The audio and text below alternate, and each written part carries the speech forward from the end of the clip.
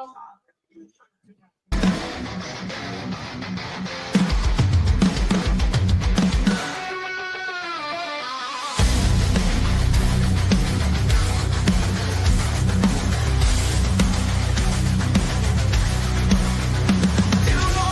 Ave, lights burn bright. OCK and Willy bringing the fight. 2G's got stories to make your night. With balance, stay sharp as a knife. We're rocking out and heading up the scene. Sports fanatic dreams extreme. From the Eagles' pride to Philly's dream. Stay tuned and your screen turns green. Pattison Ave Phanatics take the reins. With fire written on veins, we spark the flames. Take it up high, no holding back. We're breaking the mold, stay on track. Ladies and gentlemen, welcome into the Pattison Ave Phanatics Show. I'm your host, Tom Kelly. With me, as always, Alan Angelakowicz. Hello, gentlemen. Great to be here, man. Great to be here. Let's do this. And making his way back to the show after some well-deserved time off, Willy Guns. What's up, brother? I'm doing great, man. How are you guys doing? Hey, we're here. Fuji's is going to be on a couple minutes late today. He's running a little bit behind the 8 ball, which is okay. I like how I zoom in and out of this. Yeah, can I just say we have the best opening music in Philly sports podcast right now, and that's no disrespect. That is no disrespect to any of my other brethren shows out there, for sure. They know I don't talk a lot of crap, but man, I do enjoy my man Norm, that some music we put together. Absolutely. It's a good time. Phenomenal, just like AJ Styles. Ooh. I know you love AJ Styles. Listen, before we get into some sports talk, I know I'm not looking at the screen right now, and Norm is freaking out. So let me look back at the screen. So let me expand on this real quick before I get into what I wanted to talk about. If you see me looking up here, I have my computer screen and then my television, and I have them HDMI cabled up. So it's like extended my screen. So a lot of my information and different stuff, and I have my Facebook up and my Twitter feeds and everything up here. So if you see me drift up here, I'm not just like, picking my nose and staring out into space. I am actually ignoring you guys. Well, no, when you guys start going, I'll drift off, but I'm still looking at a screen. There we go. No worries. Before we get into the Tom, nobody cares. No, I did that on purpose, Norm. I did that on purpose. Before we get into some sports talk, which look, it's draft week. We are T-minus 3 days until one of my favorite days of the year in the NFL draft. And they're I believe they're in Green Bay, Wisconsin this year. But before we get into draft talk, which will dominate the show tonight, I would be remiss if I did not bring up a rest in peace to Pope Benedict. So yes. I know. Yes. You don't have to be Catholic to kind of hold the Pope in reverence and the Pope did not steal AJ Brown's car, and we'll get into that too. All right, but I remember growing up, and it was Pope John Paul II, I believe. Yes, when I was a wee lad in grade school and doing all my commandments or my doing all my sacraments and going through that, and Norm and I were talking about this today. Sometimes you only get a chance to see one pope in your lifetime. This will now be, I believe, for all of us, this will be the third pope that we've seen. Once they go through conclave and and decide who's going to be the next Holy Father, and absolutely, kind of lead Catholics. So, rest in peace to Pope Benedict. The guy did a great job. He was a great humanitarian. He really did work hard. And not that any of the other popes didn't, but following him, the guy really worked hard. And I just wanted it is a lot of work. It's a lot of work being the Pope. I mean, it's the Pope. He was a Pope. 24. It's 24/7. God, I try to do that, but I don't have to preach. Right. You know what I mean, Yep. Thank God. I don't know if I could deal with you preaching 24/7. I don't know. I don't know if I can handle all that. Yeah. That's the next But podcast. yes. So rest in peace, Pope Benedict. Testify. Let's get into, before we get into draft talk, can we please talk about, you need to do better, Philadelphia. You need to do better, Philadelphia. Why you going to steal AJ's car? Why you AJ Brown's car? do you steal wide receiver one's Maserati? Are you kidding me right now? Or whatever it was, Maybach. I don't know if it's a Rolls Royce. I don't know what kind of car it was. Sounds like they need better security. Was it stolen out of the parking lot, or was it? I stolen believe it out of was the neighborhood? I believe it was stolen by his house. And I heard some crazy thing. He said they pulled up to his house at 3:42 a.m. and at 3:45 a.m. they were leaving his house. You're in Philly, brother. Let me just tell you that right now. Yeah. Wow. Under 3 minute cop and chop job, you're definitely in Philadelphia. By far. Wow. They're like Fast and the Furious, man. They must have Damn had right. like the remote. They must have had the remote like that in and out. Yep. It's going in 60 seconds, man. Well, I heard he Yeah. got his car back though, right? So you got it back. Yeah. And He Yeah. must I have- heard he police must found have it. had it. Yeah, I heard the I'm police sure found he it, had a whatnot. tracker on. I wasn't- I'm sure he had. I But had, like, here's the 8 thing, dude. Jacks on it. I want to know if he traded in the Honda for this Maserati or whatever the heck it was. Right. Did he trade in that Honda Accord that he drove to the playoff game in for the Maserati, or does he still got that in the garage or whatever? I saw the Remind him Honda where- Accord, you know, and remind him from where he came from. where Was his car parked outside on the street? Like, Yeah, Or was I don't it- know. was I it don't know any stolen of the out of his- specifics. was it like where was it stolen at? Because I could see if it was on the street. They see a nice car like that, it's like I go get it, bring it to the chop Yeah. shop, Grand Yeah. Theft Auto. You know what I mean? I know nothing of the details. I don't know where AJ Brown lives. I don't know if like he ran into a Starbucks and left it running, and like that would just be the Somebody dumbest took thing off with it. Yeah, That would really, like, you're almost begging at that point to get your car robbed. Like, absolutely. you want a Super Bowl, you might be beloved in this city, but a free car is a free car. You know what I'm saying? Yeah. So, Yeah. Right. Unless it's a manual, most people jump in that thing and be like, "What the hell is this?" not me. Grind it till you find it, baby. I'll take off, baby. Woo, Burnhouse, let's go. Alan, 97902-95412. You know what the deal is. Yeah, man. That's them old FedEx boom, truck boom. numbers. All right, so listen. I don't even know how you remember those numbers, but as you say them, they come back to me. 85479-83344. I got 97902. I'm all over it. These are all old truck numbers.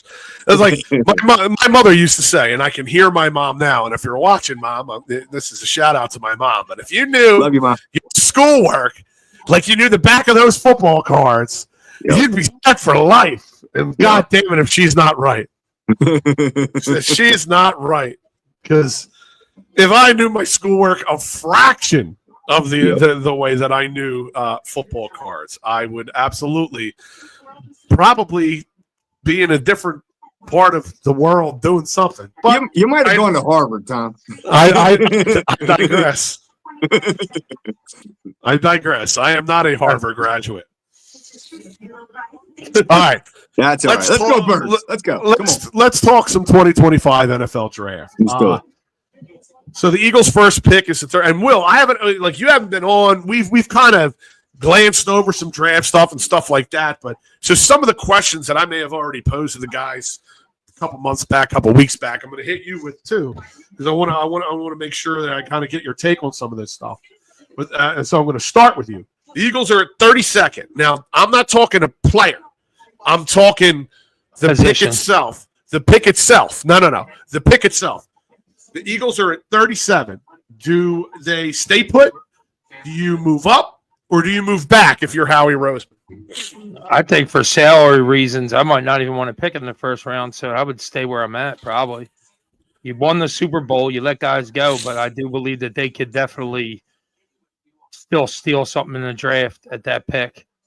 The first round pick always gets paid more money, and already salary wise in the future. AJ Brown's going to kill it, and so is Jalen Hurts. So you got to kind of look at it as in you got to start saving money. I do that in my Madden game all the time.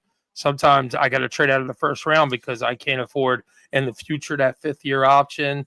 Then you lose the guy anyway because obviously look what we just built up. What did we lose? 7 guys, 7 or 8 guys, 5 starters.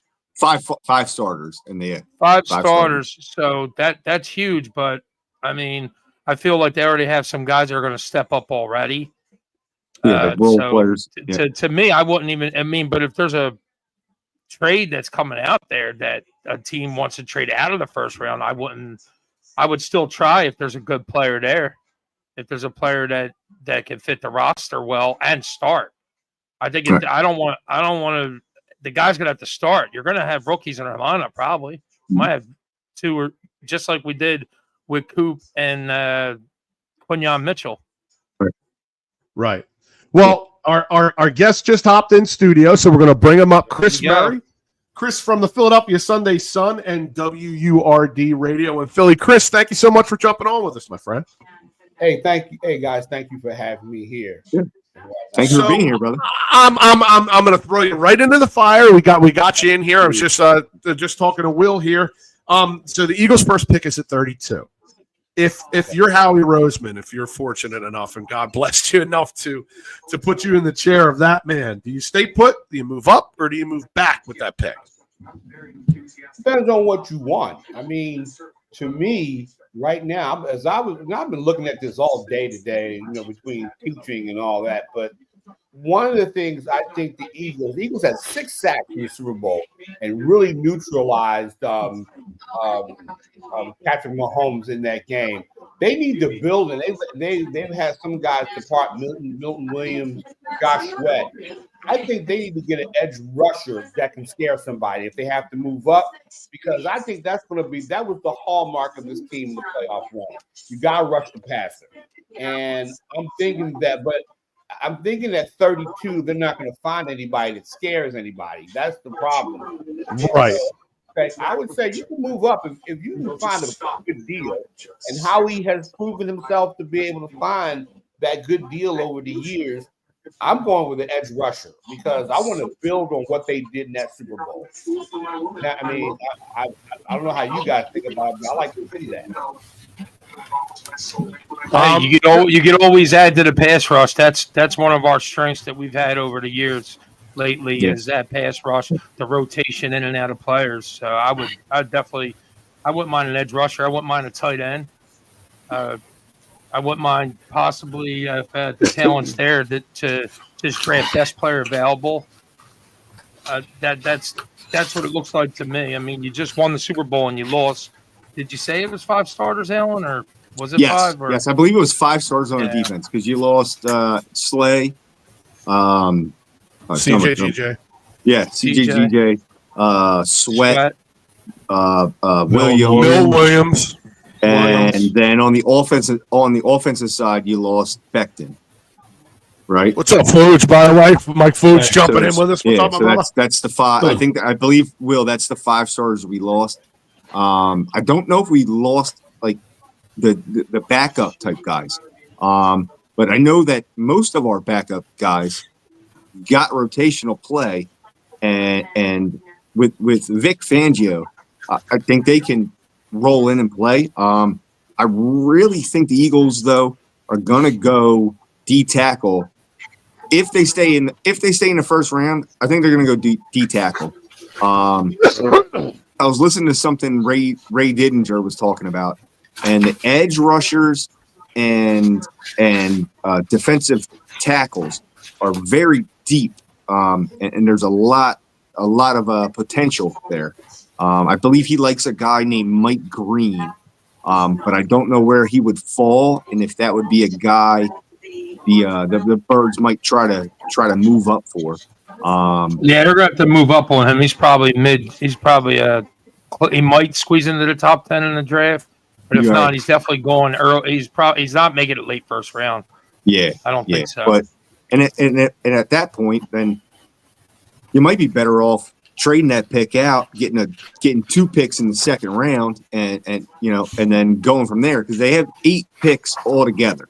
So even if they trade that first round pick for a second round pick, and then you still have your 8 picks, and you can go from there. And like Will was saying earlier, you save on that salary for that first round pick in the later years. I don't know what you guys think about that, but I have a question. What about the offensive line position? Lane Johnson is getting up there in age, and I was looking at this kid Josh Connerly out of Oregon. I don't know where he's going to fall. It's going to be tough to look at, but if he's there, do you grab him? I mean, he's 6'5", 311 pounds. Pretty good. And he's pretty good tackle from what I understand. And I'm just wondering, do you go at what about the offensive line, or do you trust Stoutland University to really bring in some kid and bring him up and whatnot? They can get somebody in the second round and acclimate him to that system. All right, Chris, I'll jump on this one, fellas. All supreme confidence in Jeff Stoutland. I mean, time and time again, he has proven through injuries in his line. The reason there's depth in this O-line is I firmly believe is because he creates it with how he coaches. So I believe that taking someone in that second, third, fourth round as it could even be a project pick, and you bring them in under Stoutland's tutelage. I really do believe, and not only being behind Stoutland, but being behind arguably one of the greatest right tackles that's ever played the game, especially in the last 10 seasons. He's one of the best right tackles in football, if not the best right tackle. But I do believe 100% in Stout and all he does with those O-lines. I mean, all the guy does is I saw something on X today where someone posed the question: is Jeff Stoutland the greatest position coach ever? And it showed how many Pro Bowlers and people under him, and the list is just incredible. So, and long-winded answer to your question, I believe that you can get some depth later in rounds for your O-line, and Stoutland will coach them up. Yeah. I agree with you there. He's proven it. Nobody thought Mekhi Becton could play. He moved positions, didn't he? Am I right on that? Did he even moved positions, and he was a Pro Bowl caliber player, and he got to move on and make his money. So yeah, it's just a tribute to Stoutland Island, I guess. Yeah, absolutely. Are there any? Is there any front offices in football out there? It's like we were saying. It's draft week. It's Monday of draft week. Yep. So if you haven't looked at a mock draft, you're probably not a fan of football. If you haven't looked at 1 or 2 mock drafts, is there any other front offices out there that are even remotely close to where it feels like Howie Roseman has this machine running in anyone's opinion? And I'll leave that an open-ended question for anybody. And Green Bay's starting to look really good. True. Green Bay. I like how Green Bay looks. Washington Washington has the money to go wild, and I mean, they have so much money. They can go get whoever they want. I don't know what their draft. Oh, I was going to say draft's a little different. Yeah, don't know what they can do in the draft. I don't know where they stand there. But if the right player comes along, I mean, they have the money to get them. But like, we're all in the draft. But draft status, I don't know what they have. Where they can build or what they're gonna target. They don't need a quarterback. We know that. No, sir. But I don't think anybody's near the Eagles as far as winning the Super Bowl with the record that they had and the way they dominated in the playoffs. Yeah. If they can keep that going, yeah. Chris, we're the front office kings right now. Like, We got the Yeah. front office down packed. So what do you, Chris. now, have you guys heard any of this nonsense about trading A.J. Brown to the Patriots for the 4th pick? Schefter came out and squashed that. Schefter came out and squashed it. Because Yeah. that was such ridiculousness. My son asked me today about it. Like, Dad, they're gonna get rid of A.J. Brown? Blah blah blah. And I'm like, no. You can't. They'd be That would be the dumbest thing ever. That would be like when you got rid of T.O. I hated when we got rid of T.O. That'd That be the was same horrible. That damn was a thing. horrible That'd be the move, Will. I same totally damn thing. agree. Yeah. You got a T.O. took a wide receiver after all those seasons when you lost T.O. Uh-huh. And you also have a Devontae Smith right alongside him. Yeah, you got to keep that combination. That's what gives Jalen Hurts his abilities to really make a lot more plays out there because you got 2 number 1 wide receivers just out there running routes, and you have to concentrate on them more than anything. And then, of course, Saquon gets to eat when those guys are out there too, especially Absolutely. with Goddard. I don't know if they're going to be able to keep Goddard, but the Eagles just have too many places, and the A.J. Brown's really important. You saw what happened when he wasn't in there. Yep. You saw that. You definitely saw that. And you saw that when Smitty wasn't in there either. So I would, man, A.J. Brown, I would have been pissed. Yeah. I would have been on this everyone. show, cursing up a storm, bro. Yeah, everyone would have been. Yeah, okay. Fuchs, did you have something for Chris Fuchs? Yeah, I mean, everybody's talking D line, O line, tight end, but about corner. I mean, that's you got to fill Darius Slay's shoes. Chris, what's your take of it? I think you do, and I mean they got lucky last year with Coop and Quinyon Mitchell. I mean, and I think that. And what about the safety position? Because you let go C.J. Gardner-Johnson. Do you make that a priority? Because, like I say, I still say with everything comes with the pass rush. Maybe they'll do it in the next wave of free agency. But I think that they've got to get an edge rusher. Either they're going to move up and all that because I mean Nolan Smith is okay. They got the guys they picked up from Kansas City via New England last year.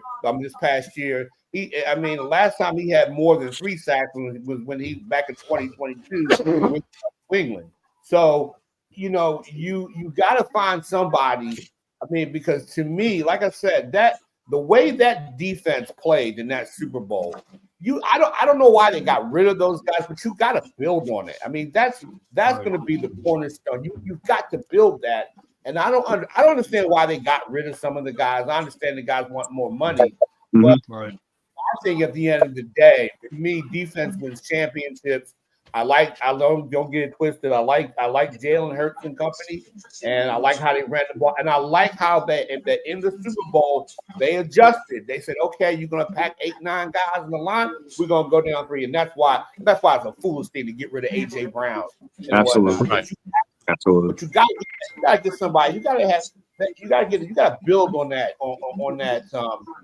defense, and they haven't had a really good edge rusher since Hassan Reddick.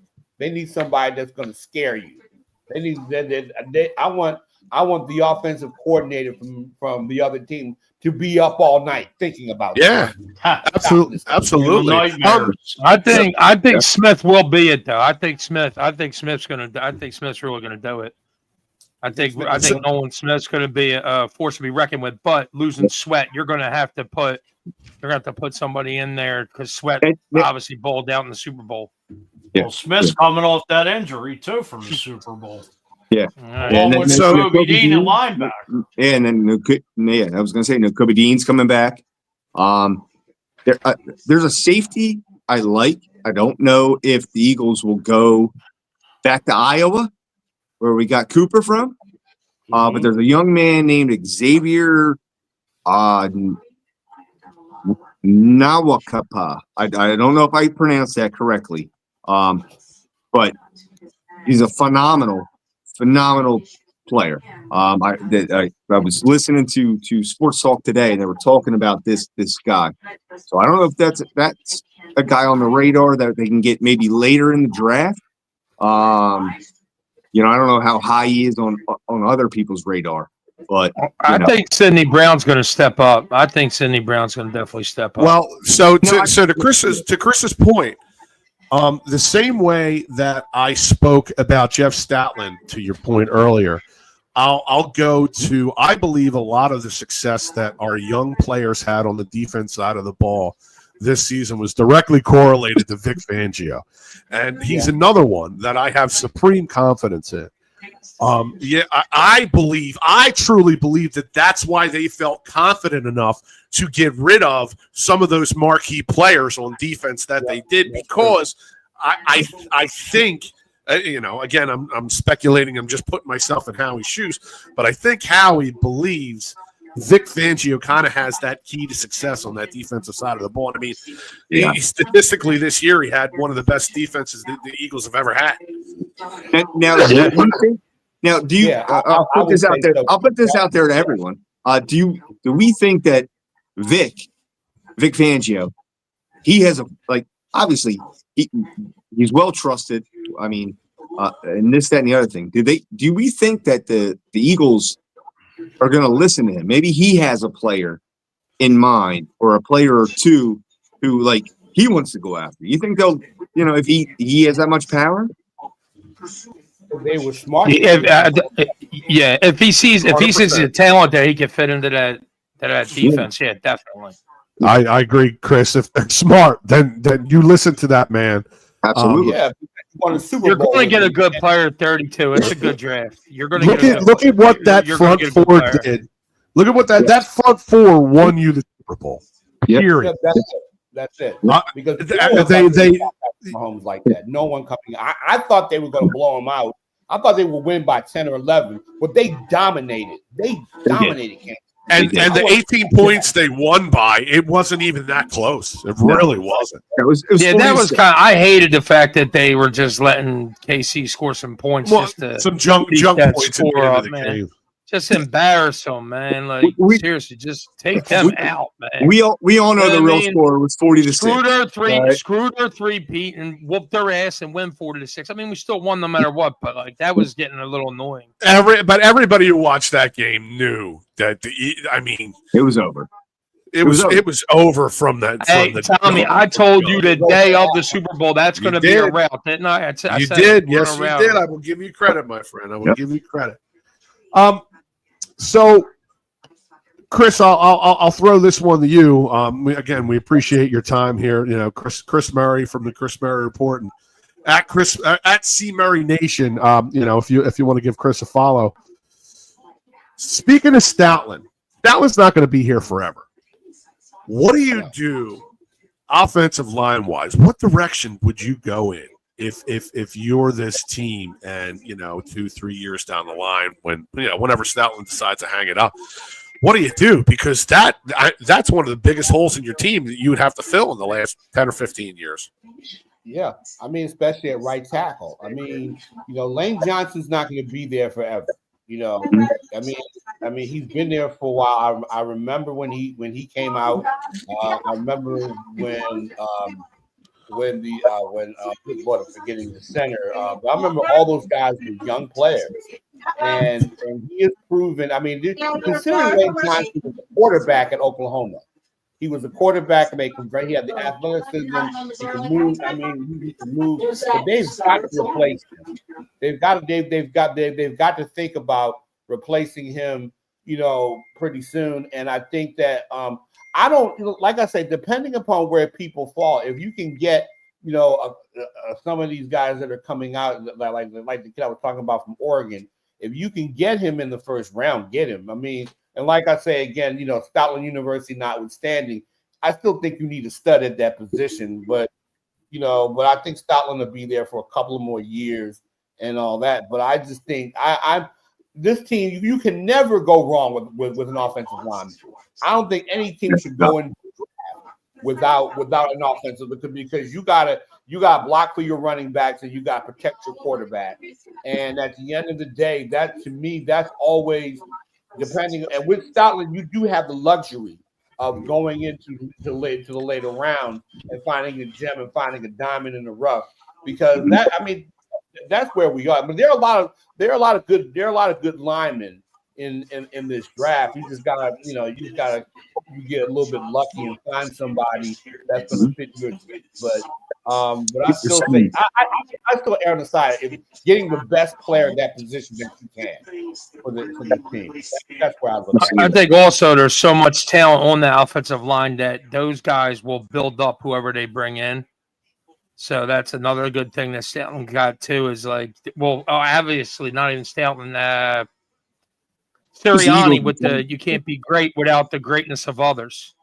So True. I feel like that team will look at what Slade did for those young corners.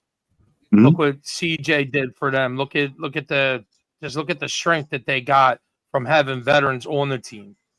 So I feel like the Eagles are just so close as a team.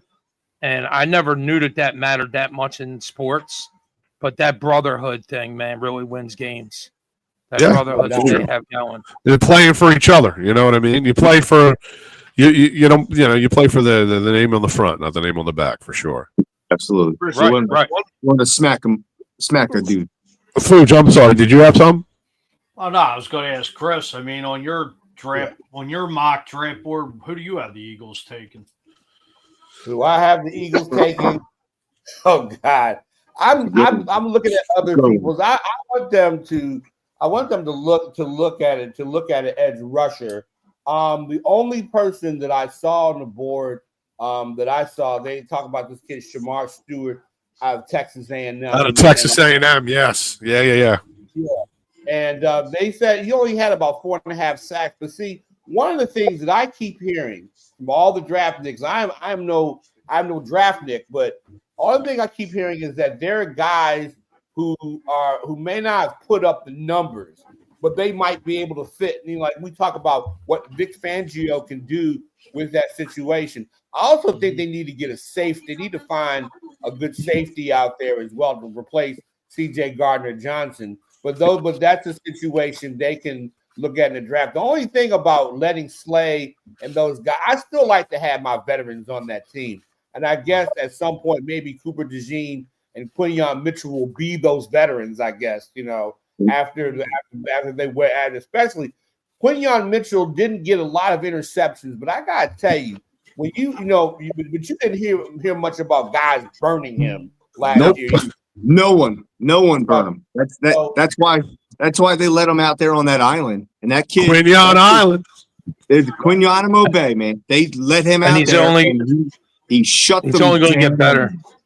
He's only going to get better too. Yep. They put that young man as a rookie on the that best man's got sixes in his future. Every team man's got some. And he shut them down. Aaron McLaren, he shut down everyone he went against. He shut them down. That young man, his roof is so high. And then you got Coop in the slot too, and a slot corner is really dangerous when you play zone coverage and the way Coop plays. It's unreal. And even his man-to-man is unreal.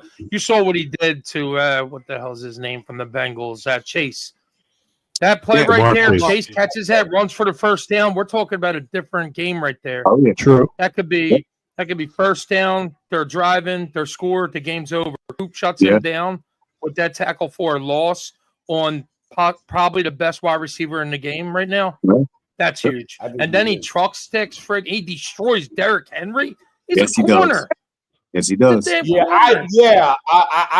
remember. I mean, he body slammed Derrick Henry in that game, and yes, he did. That told me a lot about Cooper. I mean, because Derrick Henry, I mean, I've seen him pancake guys who were veteran players, and he was having a great year. I kind of thought from that point, I mean, the Eagles were the only team that played Baltimore last year and really it was the only team that really beat Baltimore. That really they did. Dominated the game, and they beat, and especially in the fourth quarter when they took over that game and Saquon just and like I said, they and then too I think what's his name? Tucker had a bad game, but it was but you know what though? Saquon did his thing. Saquon outplayed Derrick Henry. And they just came up, when you leave points on the board, You got to be that. And I kind of knew how good this Eagles team was when they beat Pittsburgh I think it was the next week, and they held Pittsburgh to a couple of plays in the second half, a couple of possessions in the second half. Yeah, that's when I started. That's when all the eyebrows raised at this defense last year, and that's when you said, if this team gets into those types of games, and I had the Eagles in the Super Bowl over the Lions because I knew the Lions didn't have any defense, and I knew I knew Goff was good. Jared Goff was good for like a 2 or 3 turnover kind of game in the playoffs. And I think the Eagles would have gone on the road and beaten them too. And that's totally agree. Totally agree. There was not a team in the league last year that I was afraid of, and that's very rare for me. Usually, I am a homer, but I will say when I'm like, oh man, they're tough, they got it all. That was the Eagles last year. Yep. Right. That was the Eagles last year. Well, Chris, look, thank you so much for your time. We greatly appreciate it, my friend. Thank you for jumping on with us. Come back anytime, Chris. Yes, you'll always have a seat here at the Pattison Ave Phanatics Roundtable. Thanks for your time, good sir. Thanks for your time. Thank you, guys. Have a good night. Chris. You too, brother. Chris, I'll see you Thursday on Fear of the North. Right, or the locker room readout. You'll be on with us for the locker room readout. That's our other show. That's it. All right. That's all right. Well, there we go. We'll get Fuji to plug that too. Absolutely. Well, thank you. All right. Take care, Chris. Thank you, Chris, bud. All right, gentlemen. So Chris Murry jumping in here. The Chris Murry Report, like I said, at C Murray Nation. If you want to give Chris a follow, thank you to Chris for jumping on with us. So, gentlemen, back to it. We're in draft week. This is one of my favorite weeks of the year. I have now, Fuji. You jumped in a little late. I had asked some of the fellas, some questions, and I'll kind of bounce off of you to see where your head's at with some of this stuff here. If you're the Eagles in 32nd, I'm not talking player. I'm talking the pick itself. Do you stay put? You move up, you move back. What do you do if you're Howie Roseman? What would you like to see done? If I'm Howie and it's Howie season, I'm going for the gusto. I'm going up. You can brag about having 20 picks. It's what you do with them that counts. That's true. I mean, hey, you want a stud, you go, you dump them like you did last year with Washington, giving up those 2 second-round picks, going up, getting Cooper to Gene. Howie's going to be a shark in the water. It's going to draw first blood, I think. Everybody wants a taste of this Lombardi back here. I know goddamn right I do.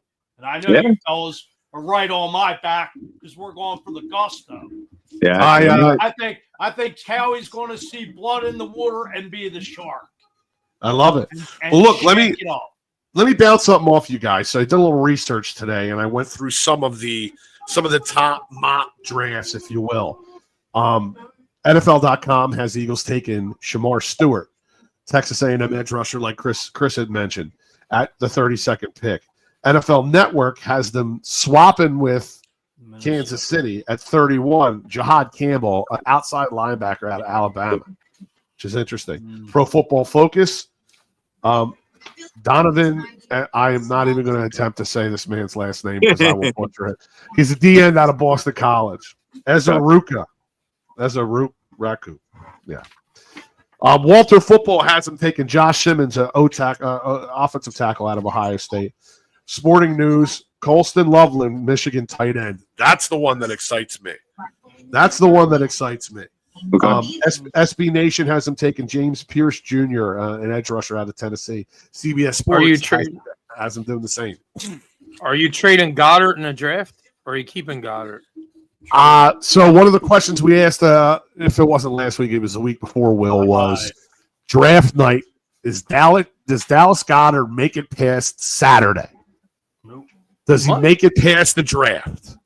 He might. Can you really replace him? Jalen Hurts a safety blanket? Well, It is a tight end draft. I mean, I'm It is a surprised tight they end didn't. draft. It's a very heavy tight end Surprised draft. the last 2 to 3 years they didn't go out and get his replacement. Yeah. He's just, I'll give him props, but the man's just injured all the time. He is. He really is. I can't blank with it. I'm sorry. He did his due diligence. He got us some, he was a stud, but plus his money. You can't restructure his deal anymore. It's already been done. And Right. there were rumors last week the Giants and contacted I don't know how true it is. Especially around this time of year, but I think he's always been my issue. Yeah. I always get attached to the players, man. That's one of my issues. Well, that's our issue with all tight ends. After winning the first, Yeah. Super Bowl. Yeah, Zach Ertz was tough to watch go. Hey, I was Brent Selleck, all them guys. Honestly, you can laugh. Maybe I'm living in being nostalgic. I would have brought Zach Ertz back. You know what, Fooch? He's still good ball. Last year for $5 million. I thought about it for certain packages. Why not? Two tight end sets. If Goddard were to go down, which he does have a history of injuries, Yes, he so does. I would have. Look, I nothing against Calcaterra. He's a fine backup tight end. Yeah. He put in some solid minutes. Yes, he But did. I would not have been opposed to bringing Zach Ertz back. He's not tight end one. He's just not that. He Right. Like you said, he stepped in. He was serviceable. But you need a beast. You need a beast like you have with Goddard now. Yeah. Ertz. Until Hey, Jalen Brent. wins.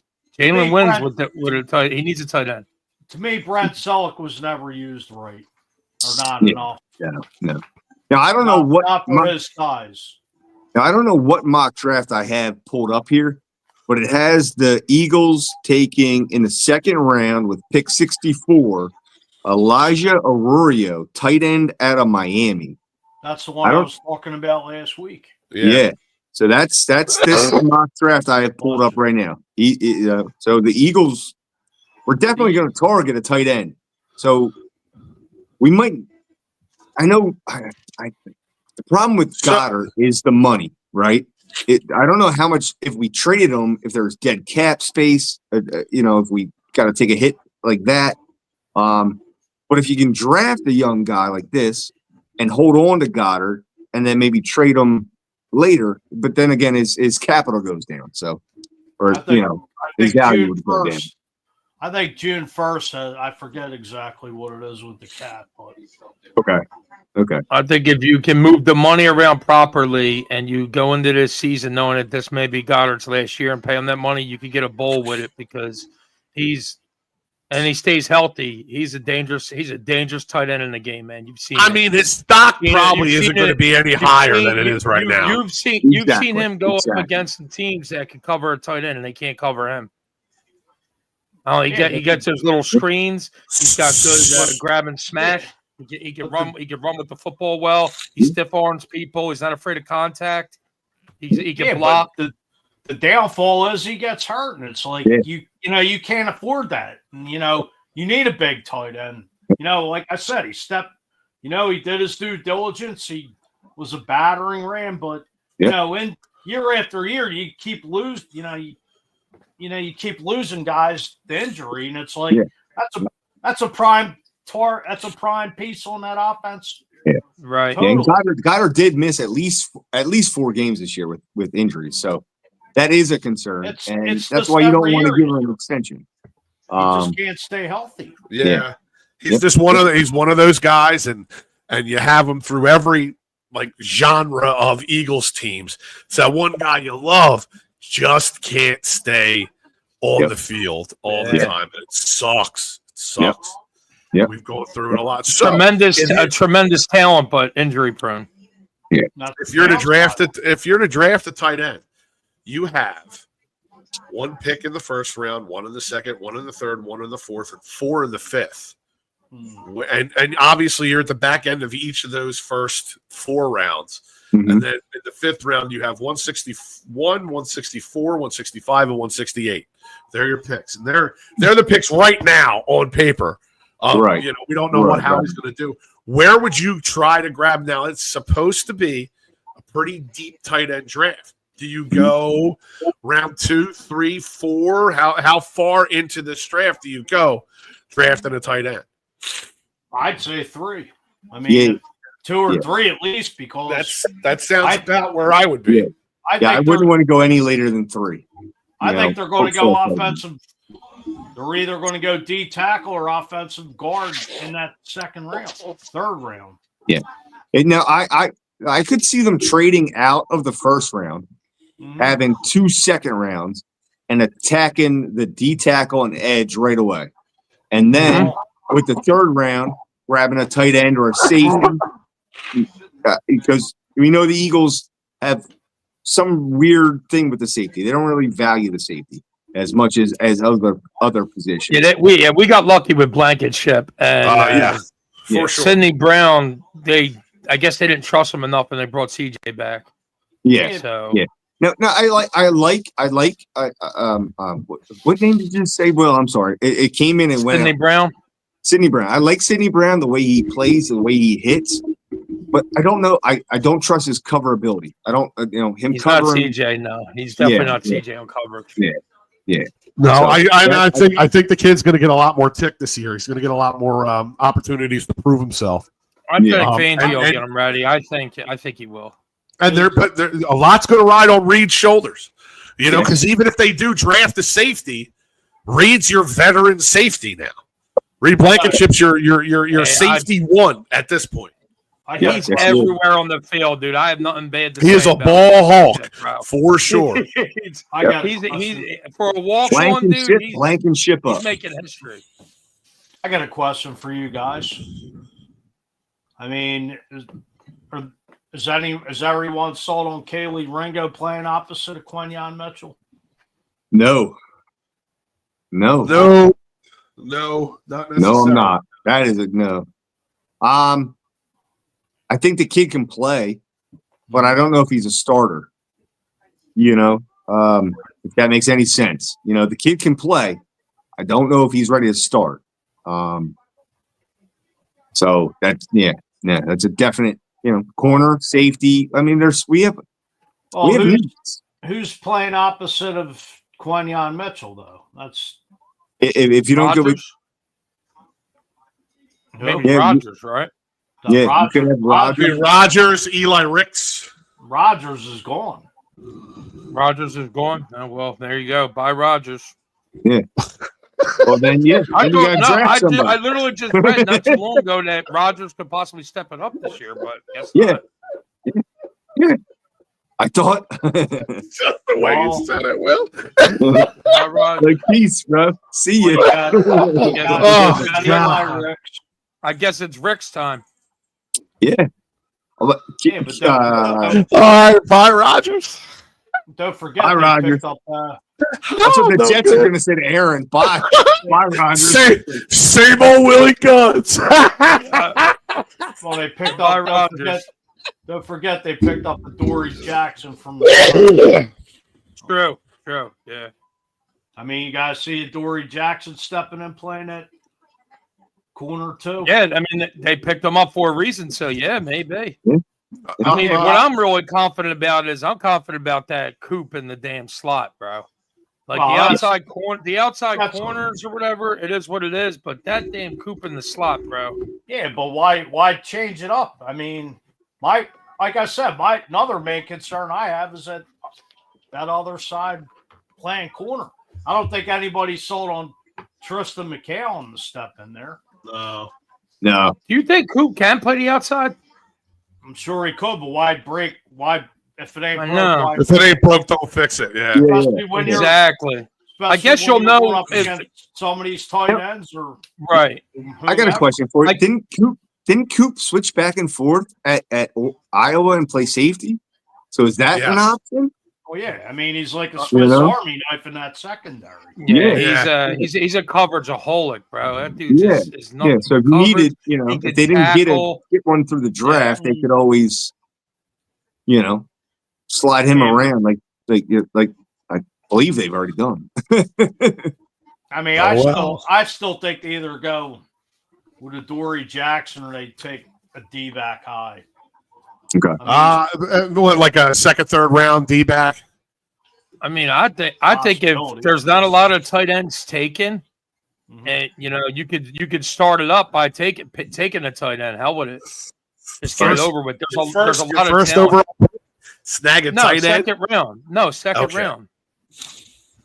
Well, I'm saying I'm taking a tight end in the second round. That's what I'm doing. Right now, their first pick is almost in the second round. It's the closest. 30 seconds. It basically is the second round, and then the second round pick is basically a third round pick. Yep. No, to be honest, I would take a tight end at the 32nd pick if there's none taken and the talent's there. Like you could get a first round tight end, you could get a guy that should have went in the first round. You take the best one. Yeah. Let's not forget. Oh well, bye Rodgers. Let's not forget. Let's not forget you got Jay Luxon that's going to step in this year. Now, do you believe Hunt can guys. truly be that guy? Because he didn't get that piece. I think. You think? I mean, he had. I mean, there was. I mean, between him and Ajoma, I mean, he stepped up in the playoffs. They both did. Yeah. I'm just saying Jay Luxon for a depth piece. Right. Oh, yeah. I'm sorry, Hunt. You said Hunt. I thought you said Huff. I thought you were talking. Yeah, Big Hunt. I was like, Bryce Huff. Please. Bye, Hunt. Jalen. Please. No, not that. Well, that's going to be the sign off from that one. Bye. Let's get him out of here. I love it. Not that. So did anybody see that just kind of came out within the last couple of days? Jalen Hurts was named one of Time Magazine's 100 most influential people in the world. What are your thoughts on that? Love it. Is that I love it too. too much for an NFL quarterback? No, I didn't walk through the smoke just to smell the fire. Or no, I didn't walk through the fire just to smell the smoke. Yeah. I mean, he's been criticized a lot in his career, and for him to win a Super Bowl the way he did, for him to compete in the Super Bowl the way he did before this Super Bowl and outplay right now the next GOAT of quarterbacks, I think here's the thing with Jalen. Jalen has an all-female cast around him. Right. Right. All of his agents and things of that nature are all women. Okay. Incredibly strong, intelligent women. Powerful, yes. Exactly. Yes. And that alone could have been the thing that got him on that list. Because that's a really good stepped point. away from the norm and created his own powerhouse that has his back alone. His agent is something else. He was a locker room leader his rookie year. He was a locker room leader his rookie year, dude. He took that team and just made it his, man. Absolutely. He just went in there and made it his. And all the veterans, I don't know what he says in that locker room or whatever, but all those veterans just backed him quick. They're like, they did. Got it. They did. I was interested to see what you guys thought about that, because when I saw that, I went, so like knee-jerk initial reaction is Philadelphia Eagles quarterback times 100 most influential people. Hell yeah. But then I'm like, wait a minute. I'm not saying he doesn't deserve it, but what are your thoughts? What are your thoughts on it, so to speak? Honor that he's our quarterback and he won a Super Bowl, because I'm tired of hearing about Lamar Jackson, Josh Allen. Yeah. Absolutely. Joe Burrow. Like, and like, look, Pat Mahomes, you're going to hear about him. Jared Goff has been getting it. When's this man going to get his due diligence? He won the Super Bowl. He was the MVP. Give the man, put some respect on the man's goddamn name. I love it. I agree. Just look at the way. Because of those rushing touchdowns, the way he gets. Sorry, Alan.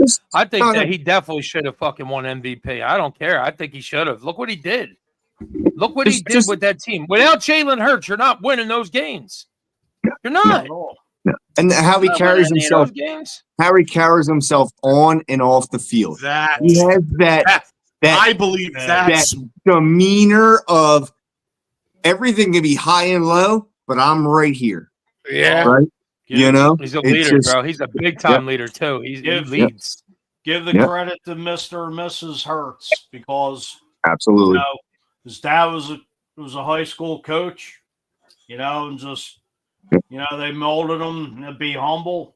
Yep. You don't hear very humble. I've never seen a player humble like him. Great Maybe heart, Jerry Rice. Just Rice a great humanitarian, a great human. Yeah, absolutely. Jerry Rice. He gives back. I don't know if you guys saw this. So what?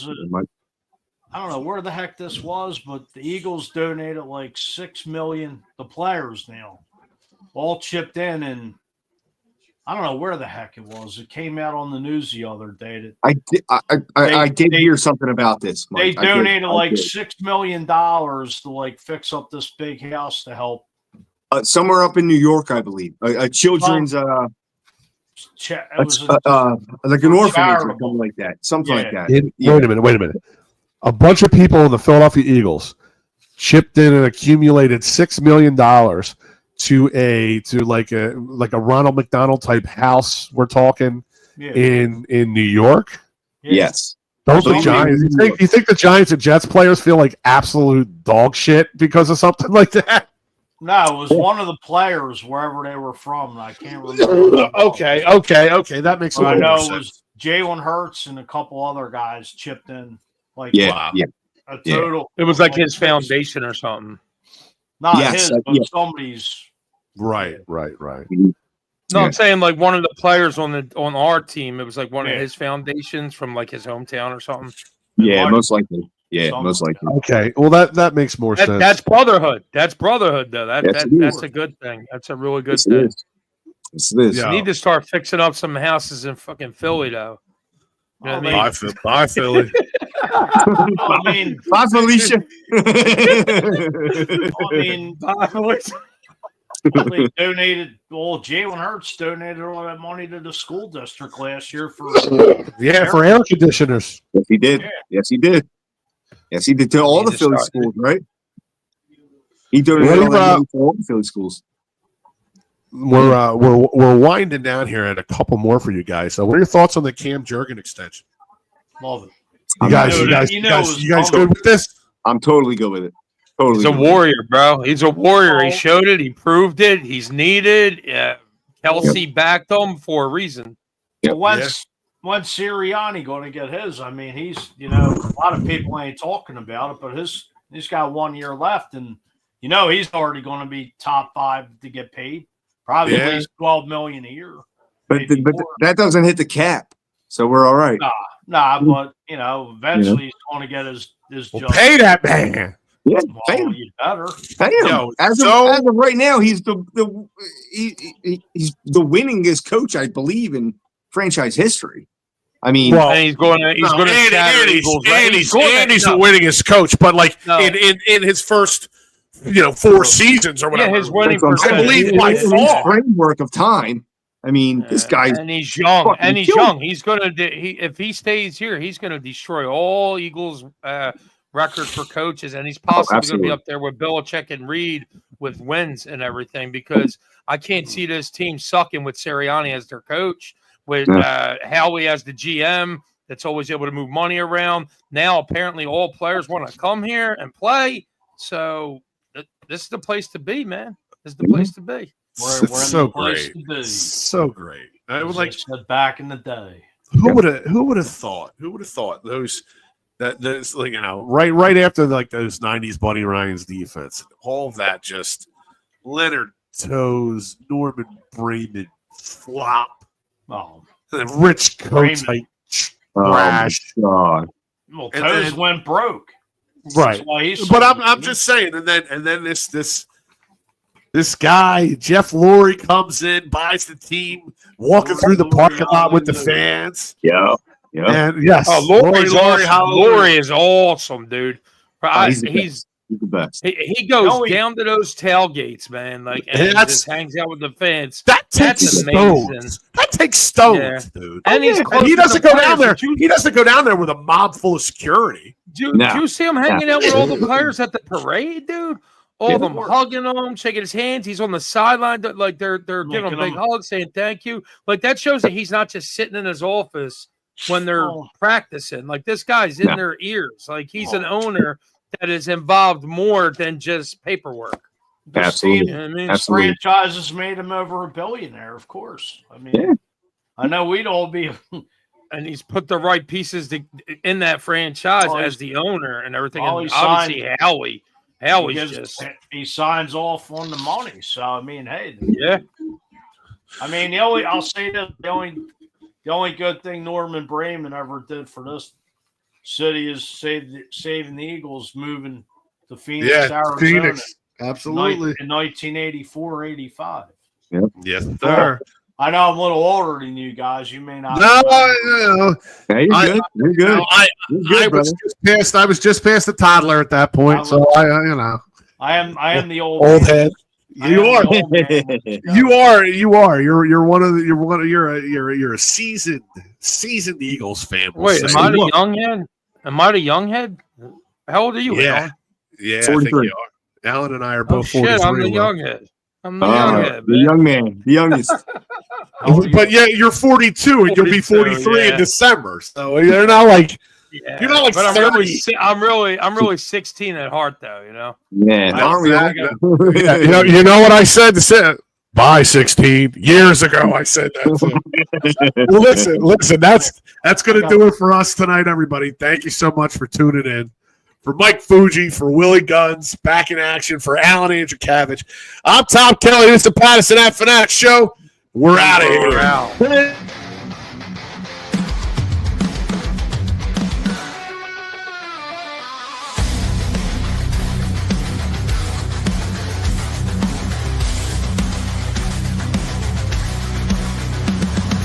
Pattison Ave, lights burn bright. OCK and Willie bringing the fight. Fuji's got stories to make your night. With Alan, stay sharp as a knife.